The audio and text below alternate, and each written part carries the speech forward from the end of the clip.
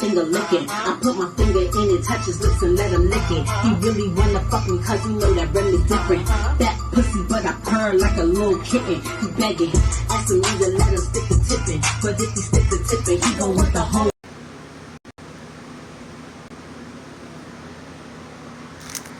Girl, I ain't got time.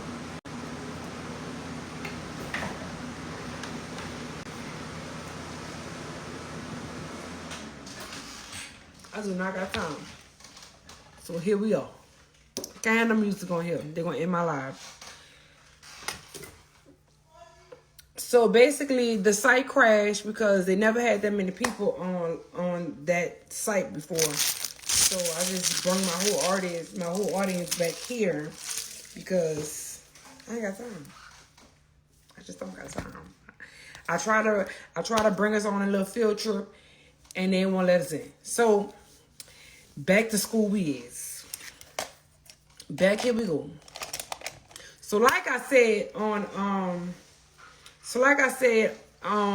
there, now that we're back here, today marks 5 years since the Crown case has been in business, and it's been a long 5 years, but it's been a great 5 years, and everything that I did in the 5 years has been a very, very great lesson I learned. I did some losses. I took some losses. I had a lot of wins, but I definitely took a lot of losses as well. Especially this year. This year was kind of a major loss for me, but it was I needed the loss this year because I felt like it taught me so many things. But in business, personally, this was the best business I probably ever had in my life. I had a few businesses before this one, but this was definitely a great business. Not just because it was a multi-million-dollar business, but because I met so many people during this business. I networked with a lot of people. I learned the most I've ever learned in business. I became a way better entrepreneur, a way better co-worker, a way better boss, a way better everything in business. And this is the reason why I decided to go live, because I wanted to talk about the things that I've been through. So if y'all are trying to start businesses, or if you want to kind of apply the things I learned or whatever I did to your business. And I do not have to do makeup tonight, but if y'all want me to do my makeup, I can. But if y'all just want to talk about business, I can go live with a few of y'all and we can talk about it. Or if y'all want to see makeup and I talk, fine. But so y'all tell me what y'all want to do. And it's almost 9, so I'm gonna just take my makeup. I'm gonna take my medicine on.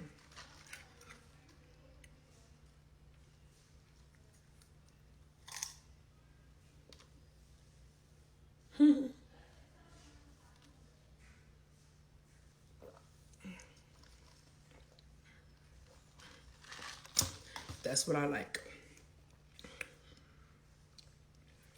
Just talk about business.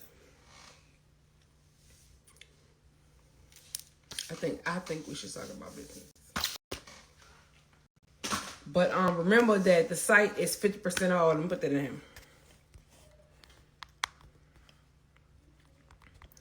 Everything on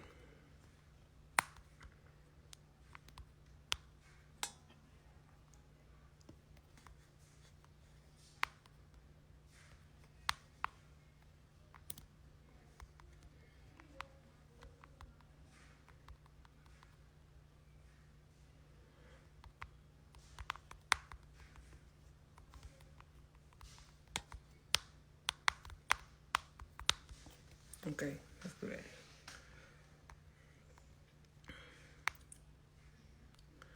So everything at the current case is 50% off. Do not need a code. The code will be applied at checkout. You do not need a code. Once you get the checkout, everything will automatically be 50% off.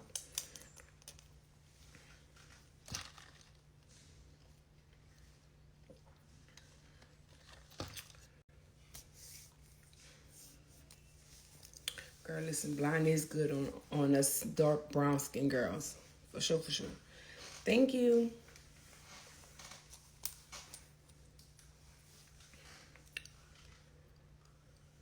Okay, let's do this. I don't feel like doing makeup. How about that? How about let's just do business? Because I don't feel like doing makeup. How about that? How about let's be honest? If we're going to do a little brow, let's do a little brow. This is Bribery color pencil.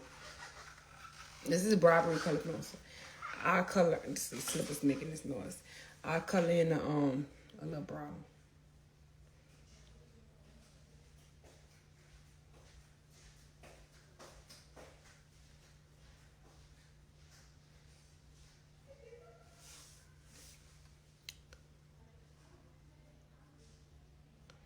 I feel like the best thing we need to be learning is entrepreneurship. That's what we need to be learning.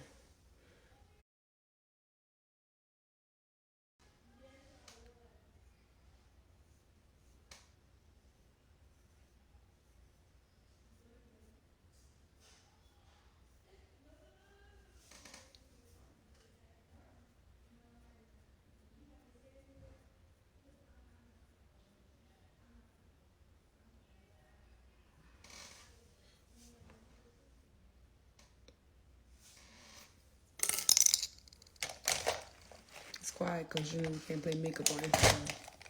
I mean, you can't play music on Instagram. My skin regimen is colder skin. Okay, so I filled in my brows.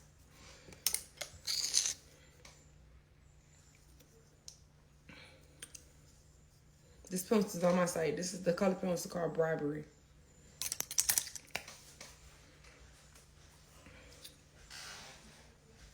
What you think about Hoochie Daddy shorts?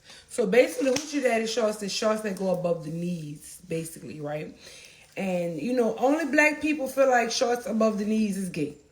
Only black folks. Only black folks feel like shorts above the knee is gay. Only black folks feel like that. Because all races wear shorts above the knees. And nobody calling no men that wear shorts above their knees gay. I don't know why black folks think a nigga's shorts should be past their knees. Bitch, that's caprice. That's what it is. It's caprice. It's caprice. I mean, we just gonna say what it is. It's caprice. Shorts above the knees. They're all them nice Hoochie Daddy shorts. I mean, it's cute. It's a cute little name for, you know, but that's how shorts supposed to be worn. That's how man's shorts supposed to be worn. In a black world, it's only supposed to be accepted if it's swim shorts. That's crazy. That's crazy. But let's talk about entrepreneurship. We ain't got time to talk about this black drama right now. Let's talk about entrepreneurship. Talk about entrepreneurship. I hate a nigga with some saggy shorts on. Bitch, go sit down. Go sit down with some saggy ass shorts on. Bitch, what are you trying to prove? I can't stand it. I can't stand it, bitch. Bitch, go sit down. Pulling all your shorts down. Bitch, sagging shorts. Bitch, go sit down. I can't stand it. Can't stand it. Anyway. Above the ankle, no, that's tailored. See? See? That's the problem. Men get their pants, see, when men get their pants tailored above the ankle, we call them hot waters. Listen, we ain't talking about none of that, guys. That's going to be a long conversation. Let's talk about business. Talk about business. What is my pay rate? So, listen, the first thing, that is a great question. The pay rate. When I first started the Crown case, my pay rate was insane. Okay? When I first started the Crown case, I paid extremely too much money, right? I paid too much money, and when you pay too much money, the money gets more and more because after a while, you have to give raises, right? The thing is, when you go to jobs, when you go to different jobs or whatever, these jobs, they always have an end cap, right? They always got an end cap. You can't just go higher, higher, higher, higher. Jobs have end caps. If you started at 100,000, the end cap is probably 130. That's it. So that means you're not going to get to 130 until you've been at 15, 20 years, right? Us being black folks and us being giving and us trying to look out for our people, we starting that little crazy little job. They look pack these little. In the beginning we only be having 15, 20 orders. We be paying them $20 an hour. That's too high. That is extremely too. Ain't nobody paying $20 an hour to pack no orders. Okay? Bitch, fucking people that work forklifts and get paid $20 an hour. Okay? That is one thing you have to learn. If you're trying to pull somebody from another job, I understand. But still, you do not have to pay them so much money to pull them. You already giving them higher. $2 is higher. If they getting paid $12, off from 14. They already getting paid more. $14 more. Okay? I did that so bad, and I lost so much money in the beginning. I started everybody that first came work with me $20 an hour. Now, when you make so much money, that don't even bother you. You feel like, oh, there ain't nothing, because you really don't be seeing it. You making so much money, you don't even see the money. When you don't see money, you don't worry about money. And that's the problem. Because when you come to a point where you're not making the same money you was making years ago, then you start realizing, oh, that was too much. This was too high. I shouldn't have paid this much. Shouldn't get that much. That tip was too high. You start really realizing how much money you spent in the past. And that's when I really realized, damn, I started out my payments too high. Okay? So you have to really find out how much the job you are offering, how much that job costs. Find that out. Find out how much jobs be costing. 9, 10, 11, 12, 13, 14, may do 15. Especially for a minor job, as in them sitting in a suite right next door to Popeyes. Don't be trying to pay them those $20 an hour because you're trying to look out for them. You don't got time for that right now. You are trying to grow your business, and you don't got time to pay nobody no $20 an hour. I did that so bad. So don't do that. Do not do that in the beginning. Do not, because you don't know where you're gonna be next year. So don't do that. Don't do that. I don't know what minimum wage is right now. If it's 15, that's crazy. When I was working, it was $7.25. So I don't know what it is right now. But all I'm saying is, in the beginning, do not pay so much money. Unless you are paying them to take over everything you doing, don't pay them so much money. Do not. The pros and cons of private label. The pros and cons of private label is, let's see, do I got anything in private label?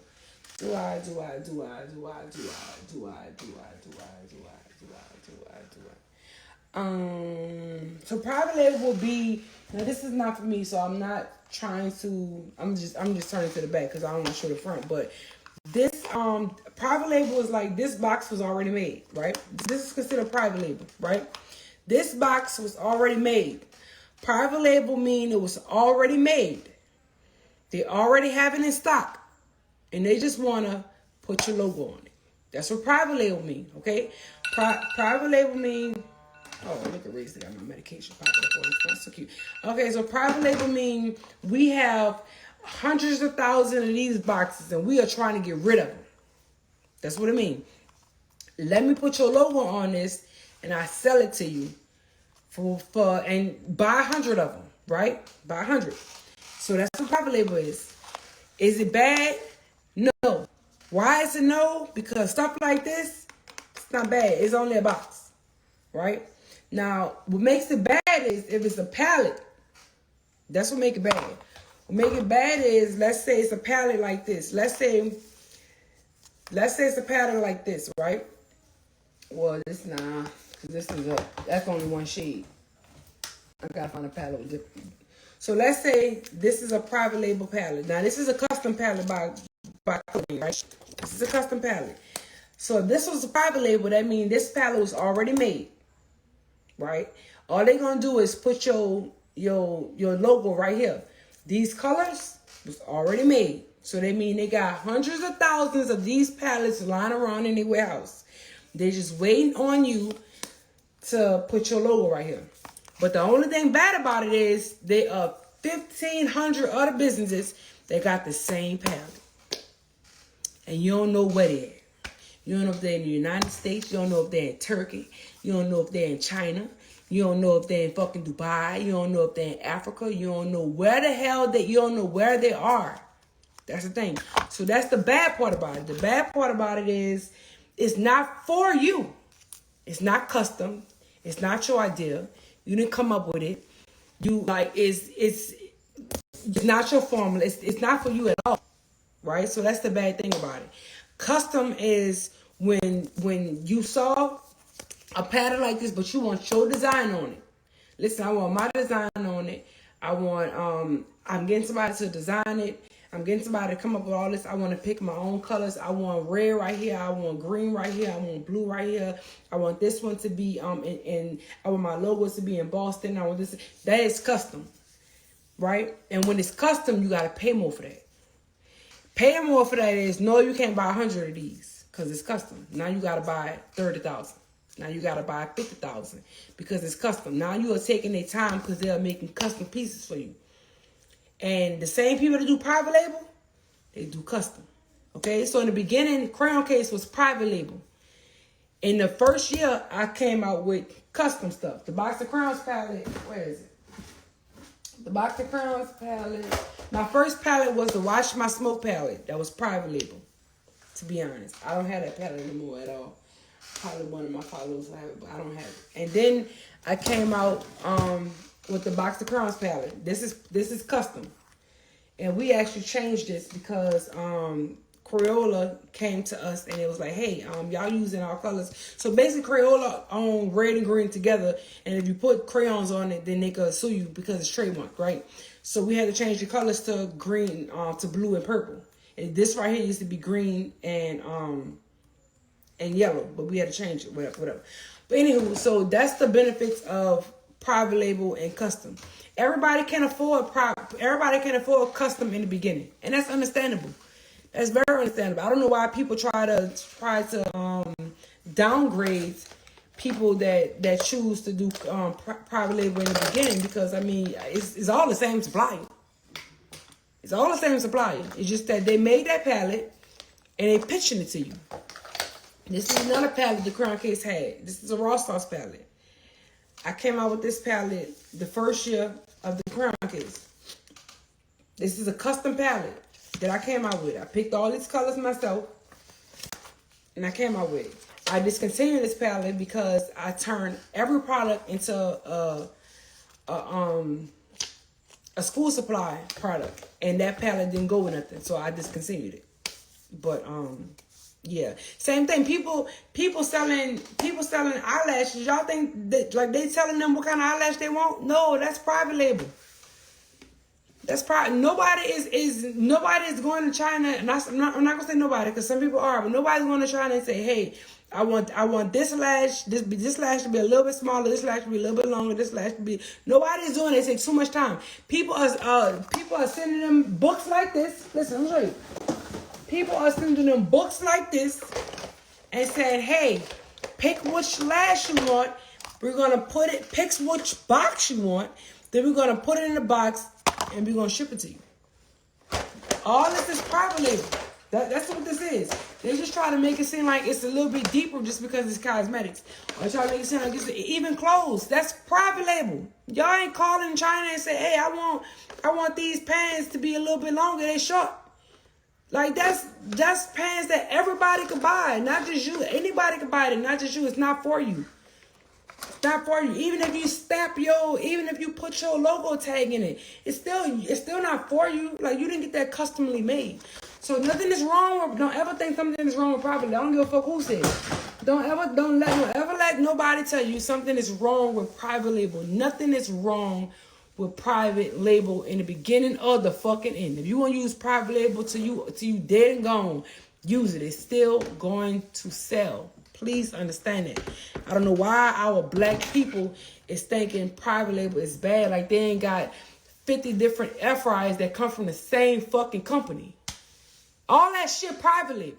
They just looking at it different because it's cosmetics or it's shirts or it's this or it's that. All that shit is the same thing. All that shit come from China.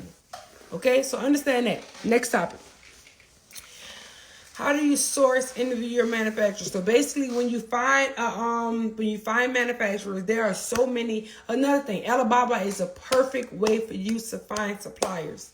People try to also make fun of Alibaba and make it seem like Alibaba is a place where you shouldn't shop for supplies. Yes, it is. These are motherfuckers who don't have a business mind, and these are people who don't even have a business. So don't even let people criticize what you're doing because they don't even have a business mind. Alibaba is where you can find anything. Okay? But you can find a man on Alibaba. You hear me? You can find anything on Alibaba. You go on Alibaba, You find all these suppliers, you test all their stuff. And I'm not talking testing it once they come in, you wear the makeup, you wear it for a little while, then you put it down. No, you gotta test this over months of time. Because you gotta find out, will this stuff break your skin out? You gotta find out, will this stuff darken your skin? You gotta find out, will this stuff, like, will the dye and the makeup cause your skin to discolor? Like, you gotta find out all that. So I'm not saying to just simply find out if it will irritate, but you gotta find out a lot. So you gotta really test this stuff. Like, you have to, and that's you sampling these products, right? So when you go on Alibaba, you search for whatever. If you're trying to sell straws, bitch, you go on Alibaba, you type in straws. When you type in straws, you're going to search all them suppliers. The same way y'all don't trust them suppliers don't trust us. Okay? The same way them suppliers we don't trust them, they don't trust us. They feel like them bitches wasting my time. Say we flow, they going to steal from us. They feel like them bitches going to steal from me. They feel the same way about us as we feel about them. So don't think you going on there and you, the best way you could do it is you could do everything through Alibaba. Right? I've been working with Alibaba since 2015, and I only got scammed twice.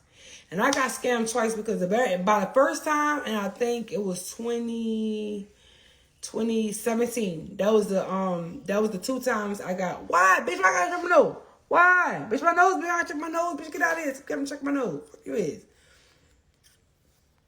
Get out of here. Whole thing shit ENT. Anywho, so yeah, so the same way Alibaba does not the same way we don't trust it, they don't trust us either. Okay, so you get on there, you test their products, and the best way for you to buy, for you to trust it, is you buy everything through Alibaba until y'all at a trusting space. Okay, when y'all get to a trusting space, then y'all move to WhatsApp. When y'all move to WhatsApp, then y'all become, y'all fine. Because when y'all pay through Alibaba get a cut. And, the suppliers feel type about that. They don't like that. They feel like, they really feel like they want all their money, right? But for now, for you to trust them, you have to do everything through Alibaba first. Like, send your money through Alibaba, talk to them, don't give them your phone number, don't give them your email, you can give me email, but they already have your email on Alibaba. Don't give them your personal emails. Don't give them no type. If you're afraid to talk to them, don't give them no type of way to personally contact you. Okay, only talk to them through Alibaba until you get to a personal place to where now you could trust them, and that's when y'all move to WhatsApp, so y'all can stop using Alibaba. Okay, I've been having the same suppliers with the Crown case since 2017. And I think with the Crown case, I've never paid through Alibaba. I've always paid through WhatsApp, and I've been having the same ones, and I ain't never had no issues. Okay, but they the same way we don't trust them, they do not trust us. I'm telling you, they don't trust us. They scared us. They feel like we're gonna steal from them. We gonna this, we gonna that. We wasting their time. We doing a whole lot. That's how they feel. That's how they feel. Next question.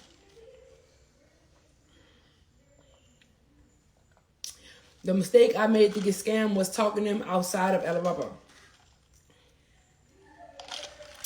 The difference between Alibaba and AliExpress. AliExpress is more of a going shop versus buying wholesale. You could buy stuff wholesale on AliExpress, but I wouldn't recommend it. It's more of, if you want to buy something big on AliExpress, go get it. Like, if you want to buy a bike, go get it from AliExpress. If you want to buy a lawnmower, go get it from AliExpress because it's cheaper and you just gotta wait longer. But I don't. You could buy stuff wholesale, but I wouldn't do it. But that's the difference between Alibaba and AliExpress. And you can also sell on that too if you want to get on there and sell some stuff on that too.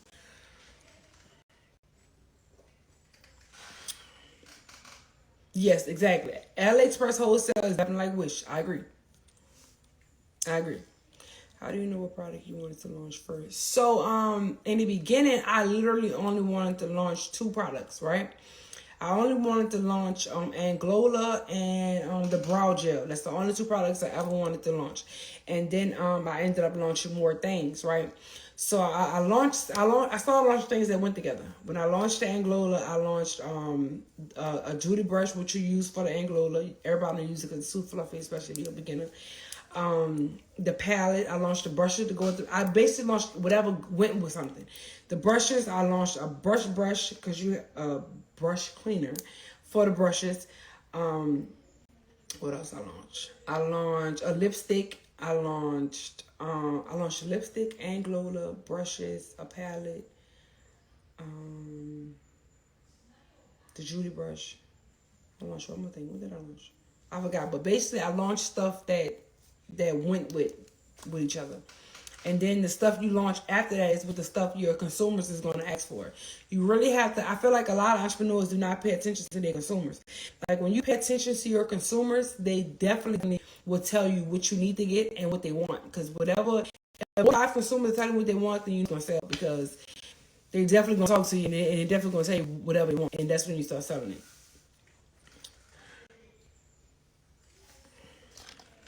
Would you say it's important to have a social media manager? It is. It is because, so boom. So me personally, I didn't have time to do my page, my Instagram page, and work, and be a mom and be a girlfriend, and I didn't have time for all of it, right? I think I ran my page, the crayon page, by myself for, when did I hire? I think I hired Ayana first. And I think I hired Ayana in 2018. So I think I ran it for a year first, I think. But anywho, I think it's important because when you kind of release a lot of jobs you're doing, it gives you more time to put it into something else, right? It's very important for you to not do all these things by yourself. It's important because when you are doing all these things by yourself, you're just running in place. You are literally running in place and you're not going anywhere. You're not going to go anywhere if you're trying to do everything yourself. When you do everything yourself, your mind cannot focus on something else because you are too worried about your Instagram. You're too worried about your Shopify. You're too worried about your money. You're too worried about your employee. You're too worried about so much stuff. Like you have to have somebody you have to put somebody in lead of someone else, right? Of something else I'm going to say.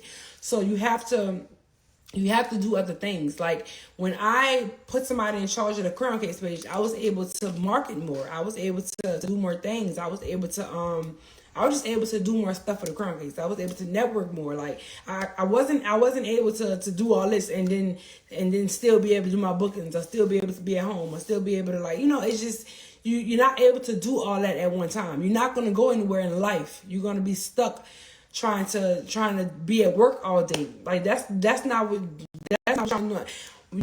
Becoming an entrepreneur is you trying to cut the label for yourself. That's what becoming an entrepreneur is.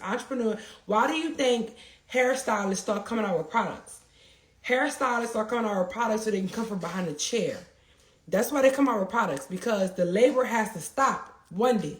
Okay, the labor has to stop. I understand, you want to work a lot and you want to be hands-on and you want to be, all that's fine. All that sound good once you say it, when you're in front of thousands of people and you tell them your story. Yes, it sounds good, but you don't want to do that for years. Okay, you've done that enough. That's why you became an entrepreneur. Okay, so you've done that, and now it's time for you to hire somebody to do that for you so you can focus on something else. Okay, so so that's when you start to find people to hire to do that for you. So yeah, so I would say do it for as long as you can, and then hire a social media manager, because I couldn't do it and do marketing and hire people and be at conferences I just couldn't do it all.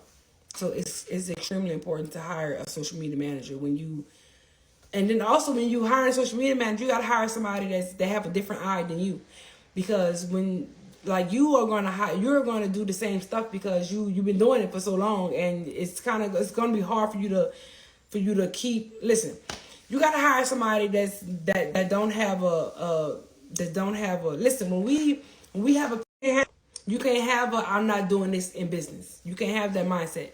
You can't have a stubbornness mindset in business. You just can't. You're not going to go nowhere. You have to network. You have to comment on stuff. You have to be active. You have to follow. There's a lot of things you have to do. And when people are stubborn and when people are trying to be such the big boss, you're not going to get nowhere. Because you trying to act like you just such this big person when you're really not. And then you're afraid to talk to people. You're afraid to introduce yourself to people. You're afraid to network with people because you feel like they should be introducing themselves to you. That hold you back. And you're going to hire somebody that's not going to be afraid to pitch the business to somebody else. So that's who you're hiring. You're hiring somebody who's going to pitch your business to people that don't know nothing about your business. That's who you're hiring. You're hiring somebody to pitch your business to people that don't know nothing about you or your business. So that's the whole purpose. So that's why it's important for you not to run your own social media platforms, because you're going to have a negative mind when it comes to certain people and certain things. So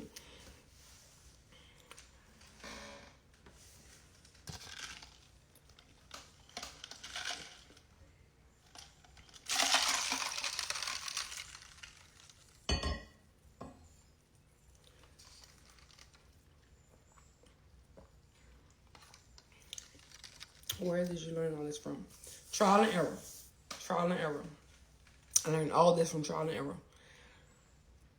I gotta turn the fan off. Trial and error. So I gotta ask because it's very important. So people just can't. Right, exactly.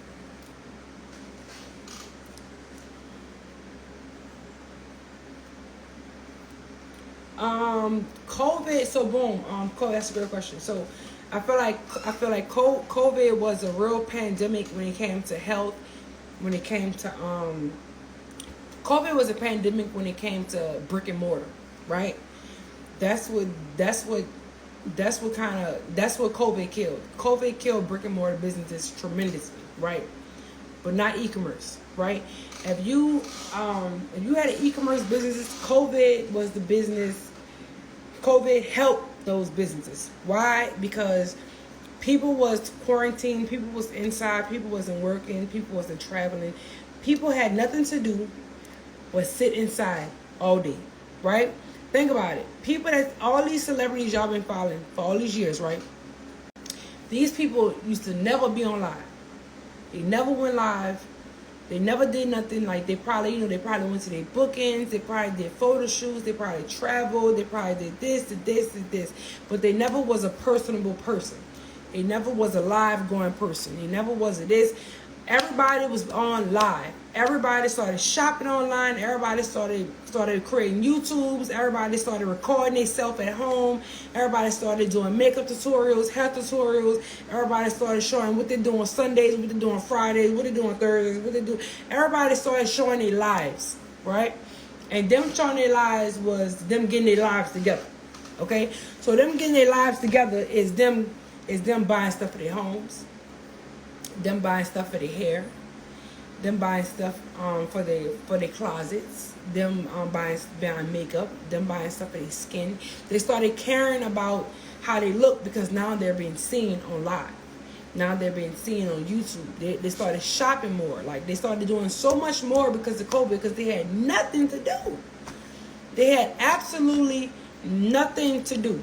And that's why so many people won during the pandemic. Because when they started selling stuff, people needed. People wanted to try stuff for YouTube. Let me get on YouTube and do these let me do my review on YouTube. That's what the pandemic about. The pandemic brought something to do for people. People that had nothing to do. I ain't never seen that many people on live in my life. Listen, I've been going live since live came out on Instagram, and I've never seen that many people on live on Instagram I never seen that many blue checks on live in my life. So I feel like COVID did well for my business. It really did, because, and also a lot of entrepreneurs was born during COVID. A lot of businesses was born during COVID. A lot of businesses was raised during COVID. A lot of businesses went through puberty during COVID. A lot of businesses just grew up during. A lot of businesses just really went so well during COVID, because they finally was recognized. Like, they finally was able to get a hold of these people they've been trying to contact for promoting this and all that, because they had nothing else to do but to get paid. They had to get paid. These people with these blue checks, like, who was doing marketing and promo, who was getting paid for Instagram, they had to make money to live off of, like, during COVID. Like, they wasn't getting bookings, especially if they wasn't artists, and like they wasn't, it's like even movie stars, like they wasn't filming, they wasn't able to film. It wasn't able to do, nobody was able to do nothing but sit inside and quarantine and do nothing. So they had to make money somewhere. Well, where was it for you to make money? By reviewing shit. Because people was paying people to market and review their products. So that's why. So yes, COVID was a great thing. Shit, even I made a lot of money. No, I ain't drunk, bitch. I'm drinking juice. I'm amped up because I like talking about business. I never had a full conversation about business on live, and I said I wanted to wait till the 5th year. So, especially an honest conversation too. When it comes to private label, I always say the same thing about everything. Heavy on everything. How do you get your brand in the small boutiques? Especially that. How do you get your brand in small? What you mean? How you get your brand in small boutiques? What you mean? I still do promo, but I do not do I only do promo for stuff I actually have take an interest in. I did not use a lot of money for startup. I did not have a lot of money for startup when I first started. Major lessons I've learned. I had to learn about paying employees. I learned that I paid too much. I had to learn about when it came to buying inventory, buying too much is a problem too. Because when you buy too much and it's just sitting, shelf life is a problem. You gotta learn your shelf life on all your products. It's truly important because if stuff is sitting in your warehouse for years, it does not make any sense to sell them. Oh, I learned so much. We probably gotta just talk about it. For me to just talk about it. Just for me to just come on and say it, but we kinda gotta touch the topic actually. How did you start up without any money? Well, I never said I had no money, niece. I just didn't have thousands of dollars, but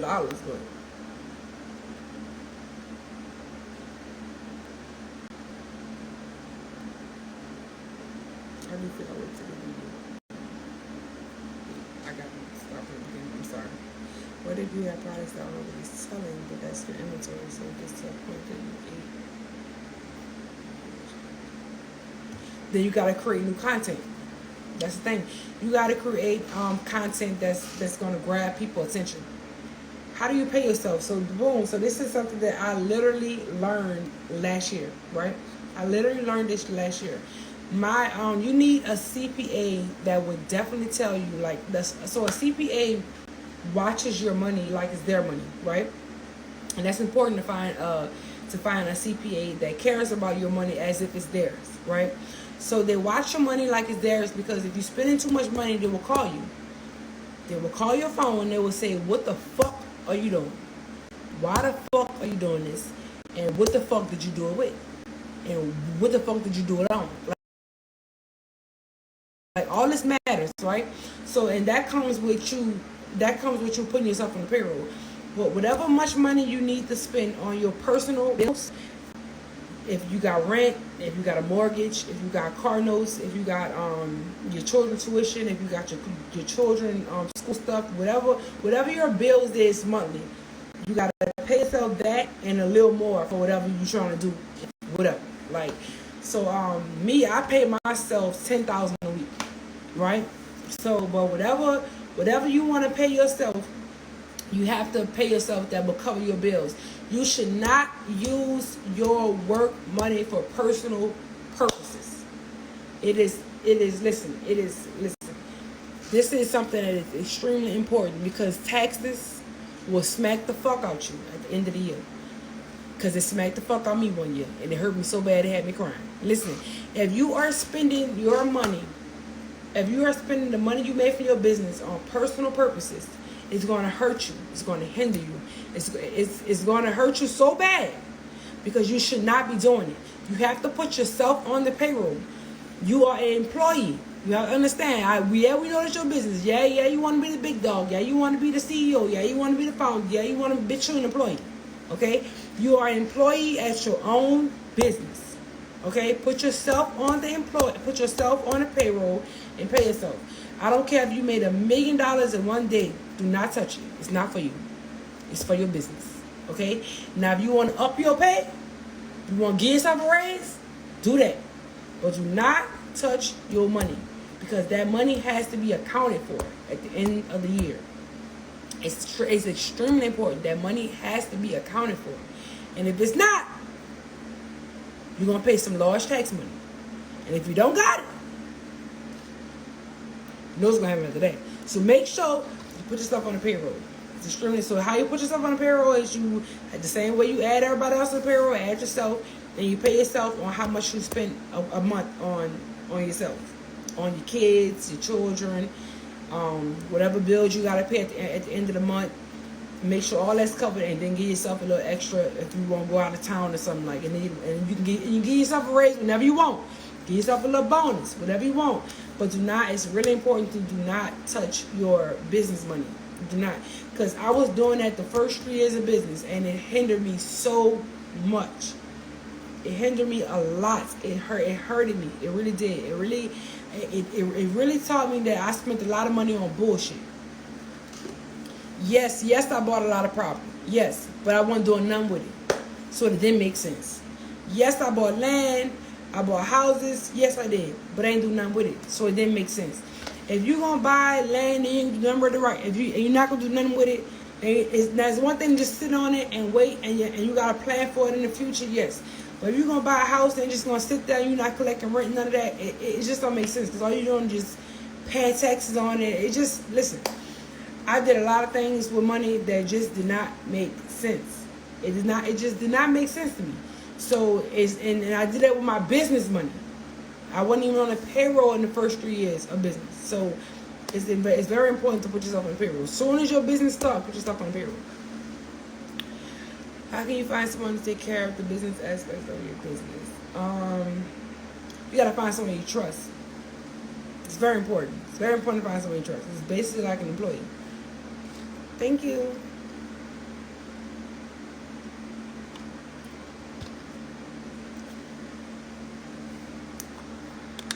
Hold up, let me turn this fan off.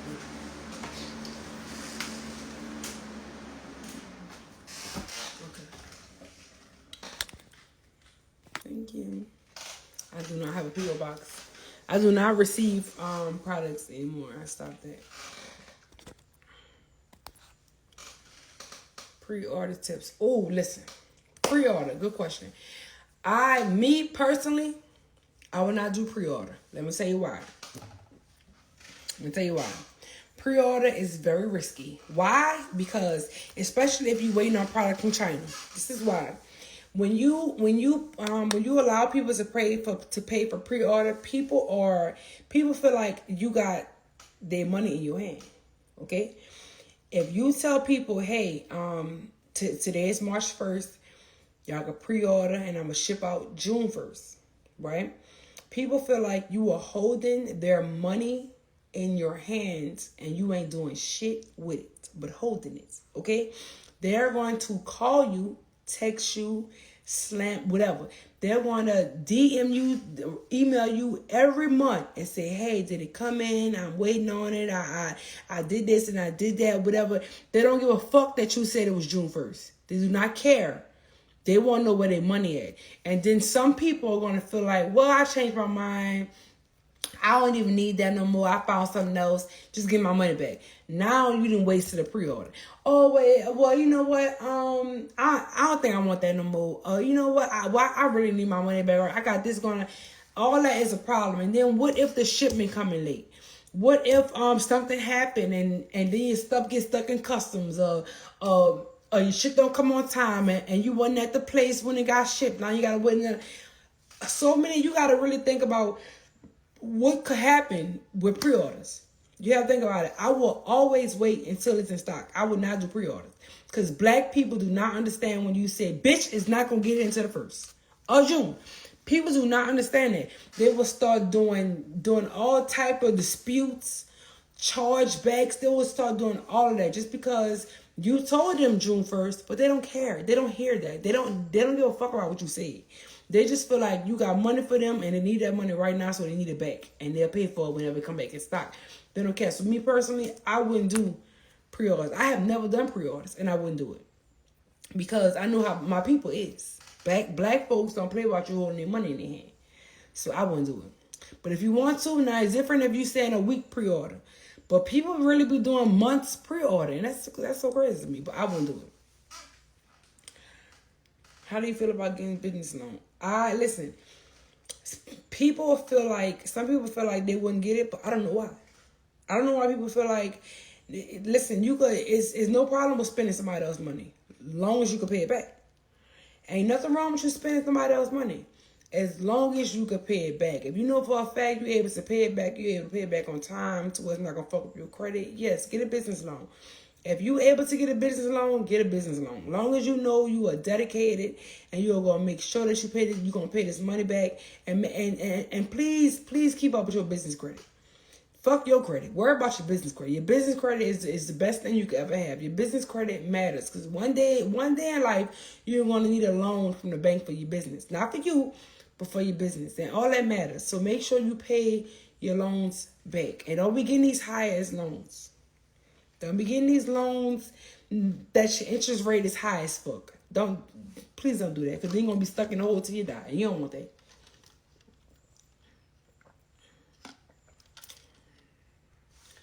I think I can say that you have the best shipping out of any black business I've ever supported. Your process. Thank you. I appreciate it. I don't want to grant. Do I use an app for chargebacks? Do I use the app? I don't think we use the app for chargeback, but we do. We did pay on Shopify. We paid for the protected thing that they just came out with last year, I believe, to where they send you something. It was protected. Basically, all our stuff is protected now. I'm drinking juice. Right, no 20% loans, please don't. Yes, the LLC is extremely important. LLC is extremely important. Listen. Uncle Sam want his money. Okay? Understand that. Understand that Uncle Sam, I understand y'all think it's not real, but it's very real. Uncle Sam want his money. He wants to know, where did you get $20,000 from in 3 months? Where does it come from? You're a bartender, and you ain't never made that much money in a whole year. So where did you get $20,000? Like, he don't know you do lashes on the side, because you ain't got an LLC. But he still want to know where it come from. He want to know. He want to know, where does that $5,000 come from? And you got to pay them taxes, okay? So yes, an LLC is important. You need it, okay? Yes, it's extremely important. You need it. You very much so need it. Am I coming to Memphis anytime soon? I'm not sure. I gotta look into this.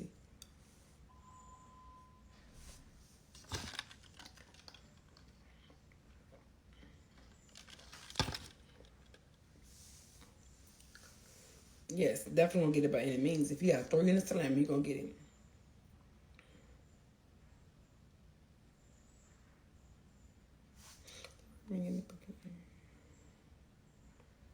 I got my LLC in 2015. And the Crown case is a DBA. So if you want, you can start an LLC, and then when you come up with the actual business that you want to do a DBA.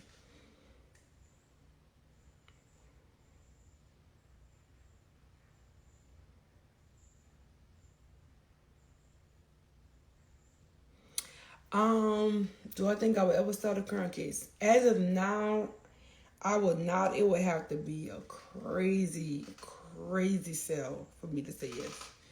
And I would have to be asshole tired of business. My kids have to be grown and gone, and I have to be ready to give it all up and just ready to live my life. Right now, I got too many kids to give up a multi-million-dollar business. I got a 3-year-old and a 12-year-old, about to be 13. So I can't give up no business right now. I can't.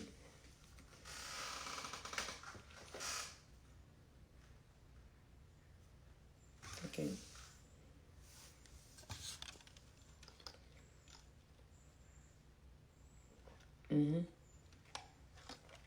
Thank you.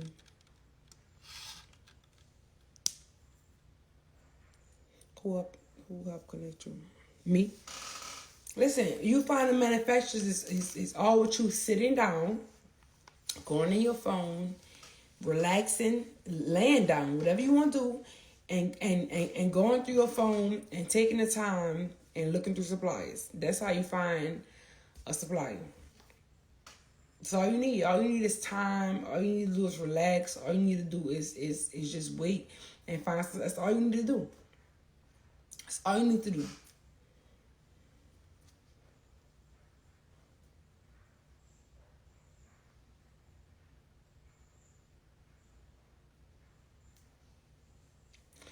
I started the LLC because I was getting booked a lot. So I was getting booked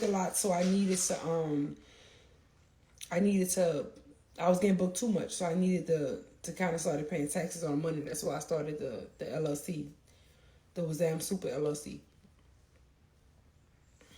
Do you remember what year you earned the most and why?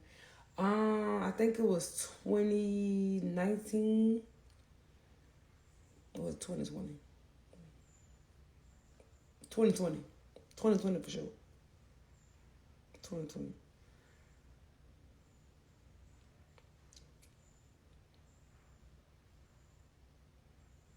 Can't be too much what? Would I ever give my son a business? No. You gotta give yourself a business.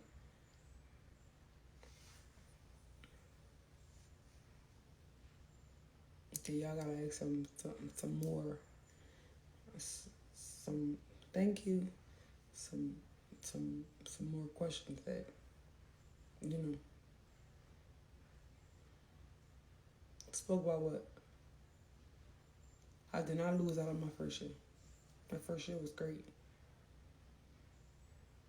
I would never listen. I would never move into a lane of one of my friends ever.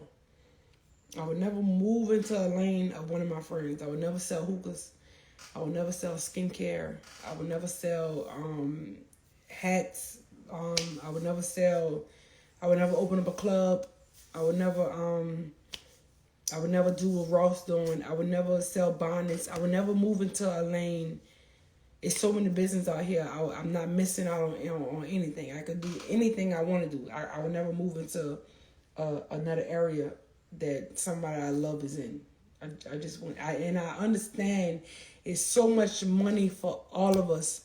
I definitely understand that. It's so much money for all of us to win, but I personally would never do it.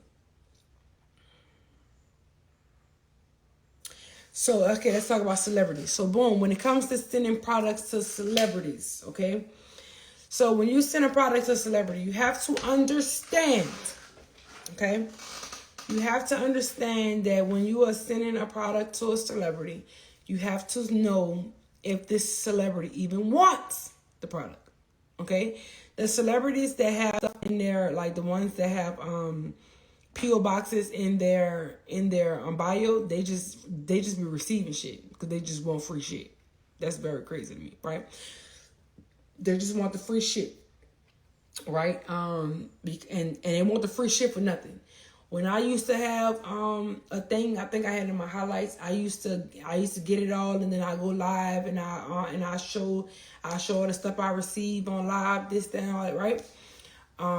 But you have to understand you are taking a chance on sending them products, especially if they ain't asked for it. You just sending it to them because they shouldn't buy you, right? Now, if you DM them and you told them, hey, I want to send you a product to try. If you like it, holler back at me and let me know, right? Now, they don't holler back at you, and you keep texting, and they're not responding. Now you bothering them, right? Now you bothering them. At this point, you're bothering them. At this point, now you aggravate, right? Now they're going to block you. Now you feel played. Now you know what you're going to do? Now you're going to feel like, I didn't send them my stuff. I didn't waste their money. No, you didn't. Because you told them you wanted to send them something. And if they liked it, you wanted them to tell you. And you was going to go forward from them. But they never told you. You started bothering them and they blocked you. Okay? So then you started pulling the victim card. Right? You pulled the victim card. And now you're telling all your followers that you send somebody something and because they big and they this and they that, now you feel played. Don't do that. That's your fault. Nobody told you to do that. Nobody told you to send them that you wanted to. You wanted to, they said yes. Okay? You wanted to, they said, why not? Why not? Okay, fine, right? Now when they DM you personally, that's different. Now that's different. That's different when they DM you personally. When someone is DMing you personally, they are asking you for something, right? Now they are asking you for something and you sent this to them. And usually when they ask you for something, they are telling you, hey, if you send me this, I'm going to promote it for you. They told it to you. They told you, hey, if you send me this, I'm going to promote this for you. That's a verbal contract. On a cool. That is a verbal contract. If you send this to me, I'm a I like this what you got. I'm loving it. Send it to me and I'm promoted for you. Verbal contract. You send it to them. You've been sending it to them months ago. They ain't respond. Now they block you. Bitch, blast them. Cause bitch, you bother me. You can't bother me. I wasn't even nowhere on your radar. You wasn't nowhere on my radar. I didn't call you. I didn't text you. I didn't DM you. I didn't even follow you. You DM me because you like what I had, and you told me you was gonna promote it when I sent it to you. I sent it to you. You didn't even tell me you got it. You see what I'm saying? So stuff like that, that's different. So yeah, so you just gotta be a little, you gotta, cause these celebrities be tricky. Sometimes they just be wanting free shit. They just be wanting free shit. They be wanting free shit. They really just be wanting free shit. Me coming from people just sending me stuff, and when they send it to me and I don't like it, sometimes I don't got the heart to tell them I don't like it. I ain't gonna lie. I don't got the heart to tell them I don't like this. Because who am I to tell them that shit ugly? Who am I to tell them like that bitch that shit stink? Who am I to tell them that shit tastes nasty? Like who am I to tell them that? You see what I'm saying? Like I wouldn't want to, cause that sometimes that bothers them. That bothers them, that makes some people shut down. Like I don't have the heart to ruin nobody did like that. So especially if you ask to send me something and I saw it look nice, I'm saying, hey, yeah, you can send it to me. So I don't have the heart for that. So I may not, respond, but I don't be blocking nobody. I've definitely blocked nobody. But you can keep bothering. I'm just gonna put you in general. So you can keep bothering me. I'm just not gonna say it. But I don't got the heart to tell nobody I don't like it. If I don't like it, I'm just not gonna respond. I'm not gonna lie to you. But I don't got the heart for that. I don't got the heart to block nobody who send me none either. I'm just personally not gonna respond. If I do, because you was aggravating. And now you going all over the place. Now you're trying to be smart and all that. That's somebody. No, look, bitch, I ain't like that. That's it. But yeah, but when you say celebrities, you are really taking a huge risk on celebrities. So you gotta watch that. That's all I'm saying. You gotta watch celebrities. What have I learned since putting your products in store versus online? So what have I learned? So I feel like when it comes to stores, if I could turn back the hands of time, I would have never went to Walmart, right? Let me tell you why. So stores are for, so it's 3 items you want to put in stores, right? It's 3 items. It's 3 items you want to put in stores. One item is that you want to be super diverse. You want everybody to see it. You want the white, the Chinese people, the Vietnamese. You want the Asians, the Indians, the Hispanics. You want everybody to see it who don't know about the current case. That person. The second product is the product that's not doing too well online, right? It's not doing too well online. I'd rather have in the store, right? The product that in so much, you done made so much money, you done made millions and millions and millions of dollars off it. Let me just go ahead and throw it in stores.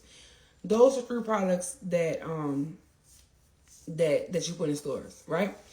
And usually when you notice, the people that put the products in stores, like let's say like you see a product that was so popular online, like it was like the most popular product online, like it was so popular, you just tired of hearing about it. You was tired of hearing about it, everybody was talking about it, and like you finally bought it at the last minute, or you probably finally bought it once it got in stores, right? When that product hit the store, then they come out with a new product, right? So that be the goal. The goal is to put the product online, then you come out with a new product that overdo that product, basically, right? So I feel like I thought I was ready for the store, but I was not. The store, me going to stores made me go into a hole that I was not ready for. So basically I had to keep my warehouse in stock and Walmart in stock, right? And if you don't send Walmart stuff on time, they penalize you, right? So let's say like Walmart wants stuff like I think it's every week. I think it's every week. Yeah. Walmart wants stuff every week. I think it's every Thursday and Tuesday. So Walmart wants stuff every week, right? So I have to order stuff for my website, my warehouse, and for them. So if I'm and then they pay you weekly. So I gotta wait for their check weekly and then get my stuff, right? So they're basically priority. So the Crown case is not priority. Walmart is priority, right?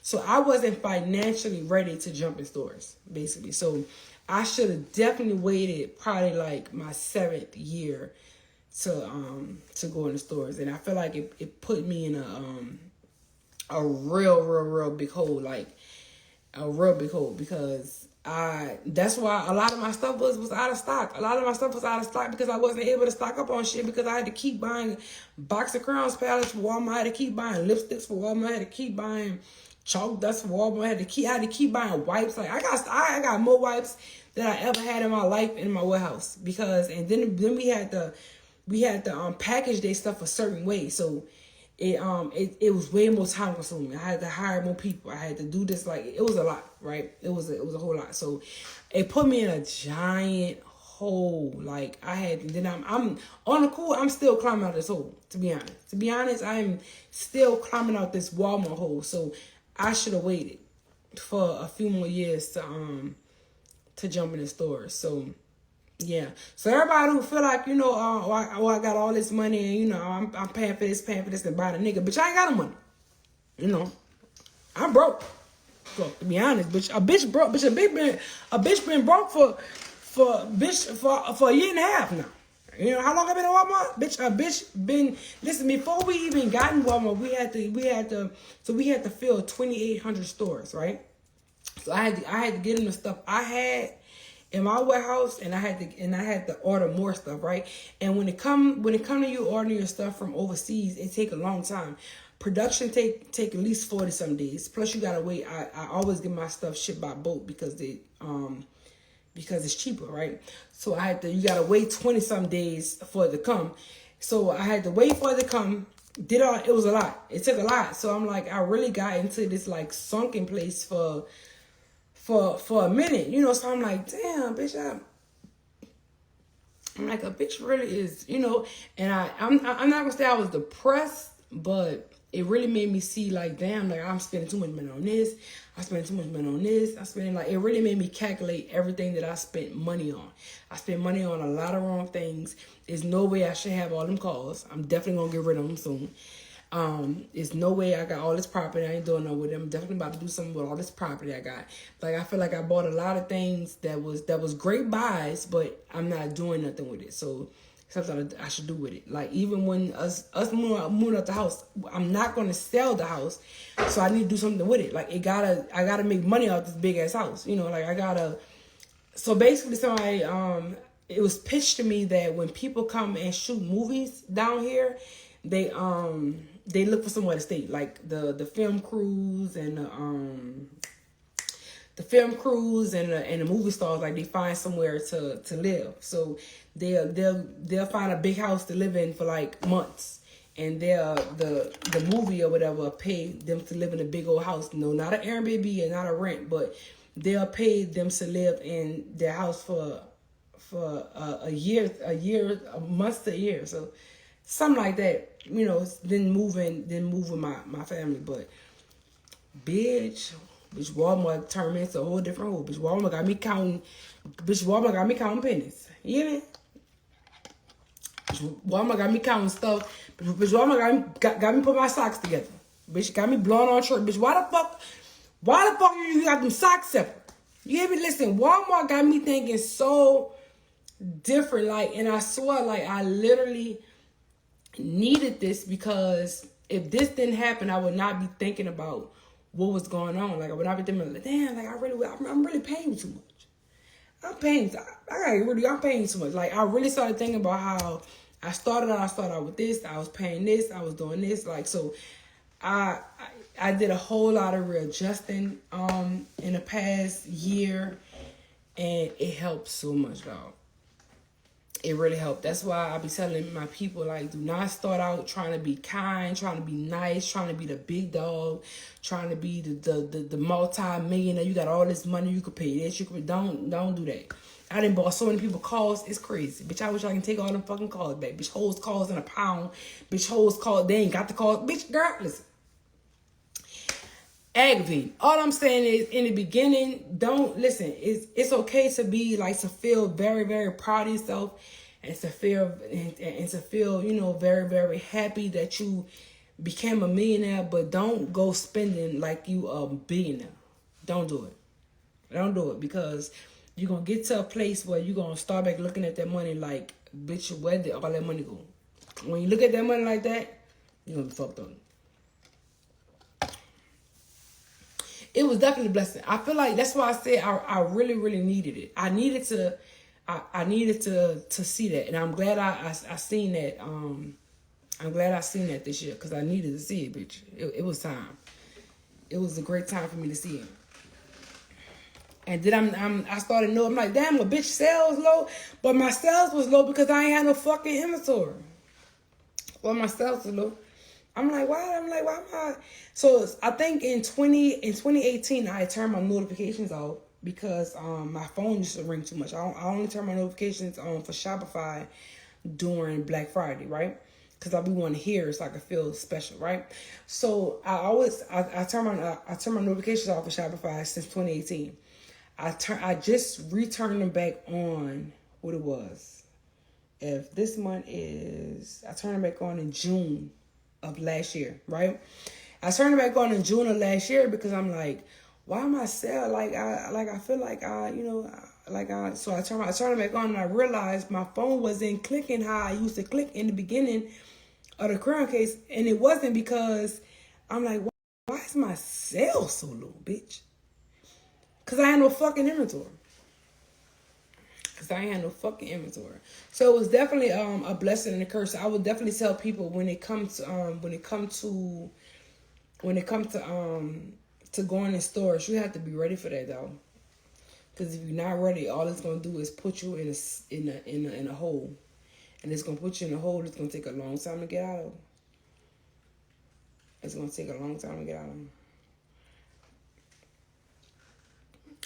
Business wise, me and Ray not doing really anything together now. He want to, but I keep telling him, listen, to be honest, I keep telling him I gotta wait. I gotta wait when I'm ready. Like he been ready. I gotta wait when I'm ready. Like, that's why he keeps saying, like, we gonna have a baby together and the baby's supposed to be the business. But I keep telling him I gotta wait when I'm ready. I'm not financially ready to start another business, especially to start with another person, even though it's my fiance. But I'm not ready. And that's why I think, I don't know how many people was on the live, but when I was staying on the live, me and Ray got together, I wasn't doing a lot for him, and not just because I wasn't trying to be that person how I used to be, because bitch, I had it. Fuck, bitch, I had it. Listen, the gifts I be giving, I'm a big giver, right? Gifter. I'm a big gifter. Like I'm a like, oh, this girl really, like, I'm one of them people. I just wasn't in that space when I met him. I wasn't that girl. I just wasn't that girl. You know, I wasn't that girl like I was in, 2017, 18, 19, 20, 21. I wasn't that girl. Well, 20, not even 21. I wasn't that girl. I wasn't, so I felt like, to me, I always say he met me at a perfect time because that time made me see, like, bitch, I can't do it for you, bitch, how I did for, my child daddy. I can't. I can't. I ain't got it. I'm sorry, I can't buy you no Hellcat. Can't give you 50 racks. Can't do this. Can't do that. I ain't got it. I don't got it. And I was glad. I was super glad I was in that space. I was super glad I was in that space because it really showed me, bitch, you ain't gotta do that. You ain't gotta do none of that to make a nigga happy. You ain't gotta do none of that just for a nigga to do something for you, just for the fucking keep a nigga there with you, or just for a nigga to be happy. You ain't gotta do none of that. So I was super happy about that. So that's what. Listen, it's like I don't want to cancel the contract, but I just want to get back straight. That's all. Investors are good. It's very good to have investors. It's very good to have investors.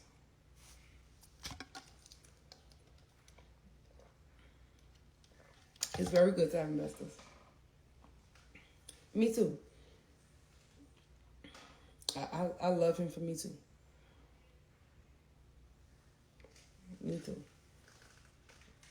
Definitely.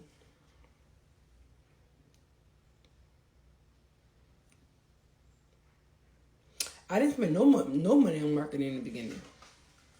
Not a dime.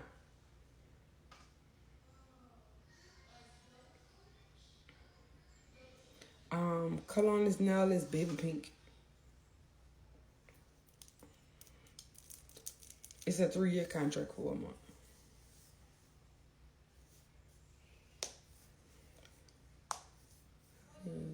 It's recording. Oh, girl, you missed it. It was a long story.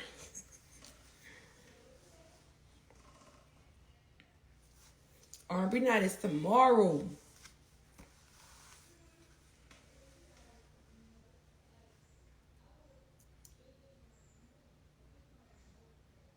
Do you ever deal with self-doubt or being hard on yourself when it comes to being an entrepreneur?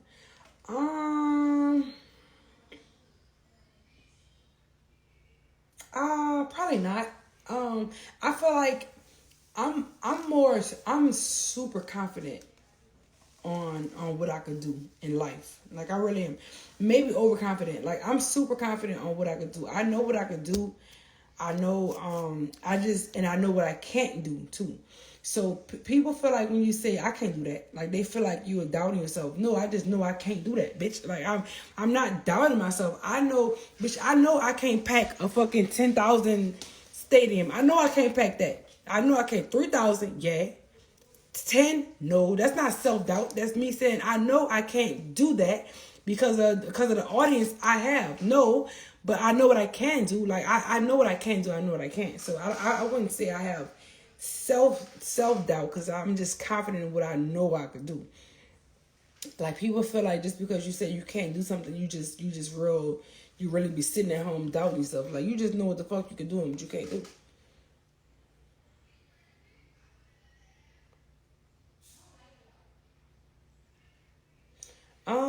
Would it matter?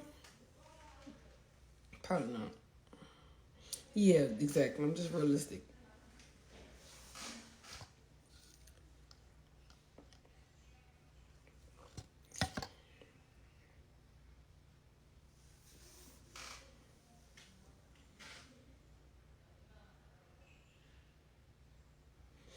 So I definitely want to change my marketing. So one thing about marketing, I'm super big on my marketing being a certain type of marketing. Like I don't know, I never, even though I'm a real ghetto, loud, relatable, hood, bitch, right? So I'm a real person like that, but my business is not, right? I would never ever want my business to have no type of ghetto marketing at all. Like I would never ever do any type of ghetto marketing when it comes to the crown case, ever in life. Any type of marketing campaign we did, it was no type of cursing, no type of ghetto, no type of nothing, right? None of that. None of that. So we will be doing commercials soon, and I'm waiting on the final portfolios of the rest of the treatments of it because what up, Black? Because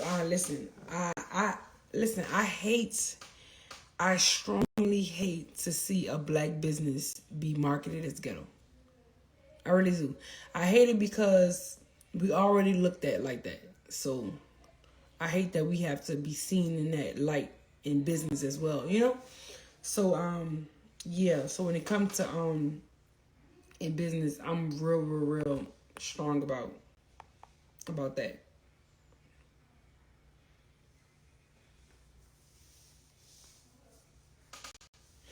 Put me in commercial. I'm sick of you.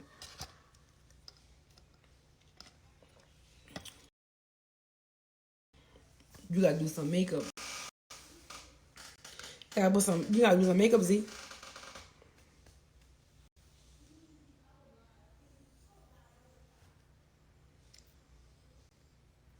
And I'm super big on diversity too, because listen, I grew up in a real diverse world. Like the schools I went to, elementary and my middle school was very diverse. I went to Lusher, and I didn't even learn about racism until I got to middle school when I got put out of Lusher. Like my school was very diverse. Like I was friends with Asians, Hispanics, Indians, whites, blacks. Like I was friends with so many different races. Like even my neighborhood was super diverse. Like so that's what I was surrounded around growing up when I was young. Like I didn't know about all the stuff that I didn't learn about it until I got to middle school and high school, you know. But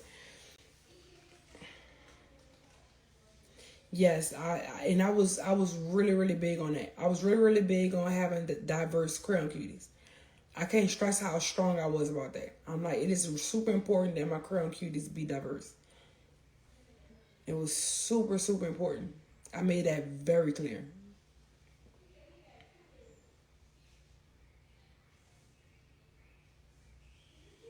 Stress probably, yes. I definitely had to deal with stress in the midst of leveling up. Definitely for sure.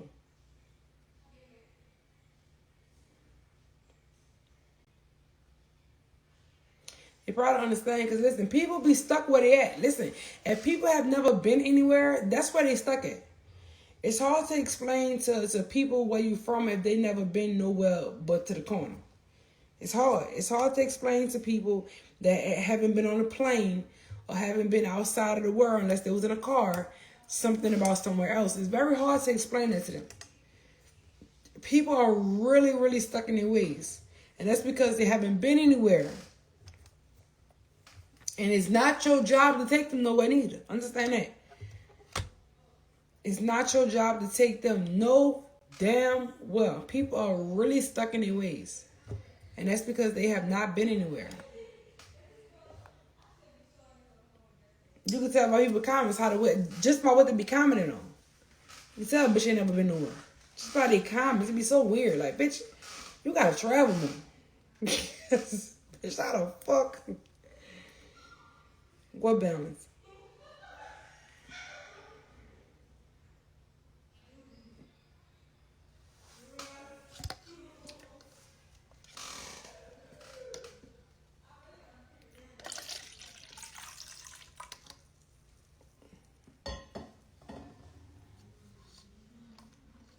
Yep. It's hard to explain the business to somebody who working at Family Dollar. It's hard. It's very hard. It's hard.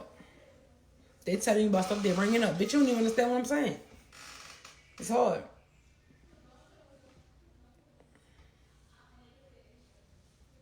Does it get overwhelming? No. I wouldn't.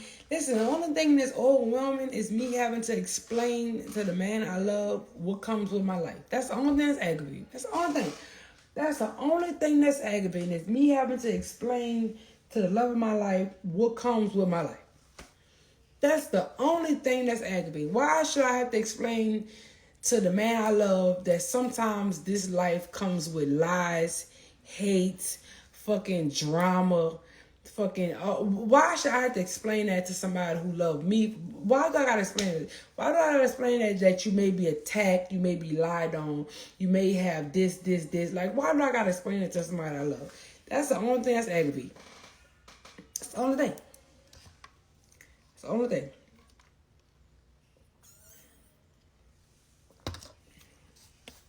My comment stopped.